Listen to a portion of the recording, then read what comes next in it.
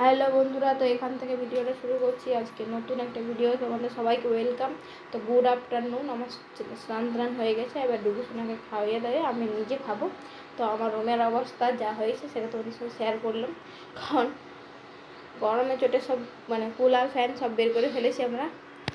তো এত গরম লেগেছে, মানে এটা হচ্ছে তোমার বৃহস্পতিবারের ভিডিও। তো তোমাদের সাথে শুক্রবারে শেয়ার করতে চলেছেন। এরা বৃহস্পতিবারে রাতের ভিডিও হচ্ছে, না বুধবারে রাতের ভিডিও হচ্ছে। তো আমি লাঞ্চে আজকে খাবো ডাল ভাত আলু পোস্ত আর পেঁপে ভাজা। তো লাঞ্চ করবার জন্য বসে গেছি টেবিলে। তো আমি তোমাদেরকে দেখাচ্ছি আমার জানলা দিয়ে ওয়েদার আর আমার সিলিং বিলিং গাছের অবস্থা দেখতে হচ্ছে, পুরো গাছের গ্রোথ হয়ে গেছে। এবার গাছটা না ছাটলে হবে না।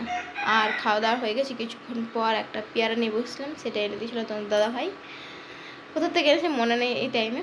তো পেয়ারাটা খুব ভালো লেগেছিলো খেতে, তো আমি খাচ্ছিলাম। তো বর মশাই এনেছে বলে কথা, তো পেয়ারাটা খেতে হবে, যদি রেখে পাকিয়ে ফেলি তাহলে তো আর আমি পাকা পেয়ারা খেতে পারি না। এটা হচ্ছে আমার একটা বড় সমস্যা। মিঠু খাই আমাদের, তো আমি খাই না, আমার ভালো লাগে না। তো আমি খাই, যতই হোক বর মশাই এনেছে বলে কথা। তো সেই জন্য পেয়ারা খাওয়ার জন্য বসে গেছি। তো একটা বাইট নেবো, তোমাদেরকে দেখাবো যে কেমন লাগে, খেতে ভালো লাগে।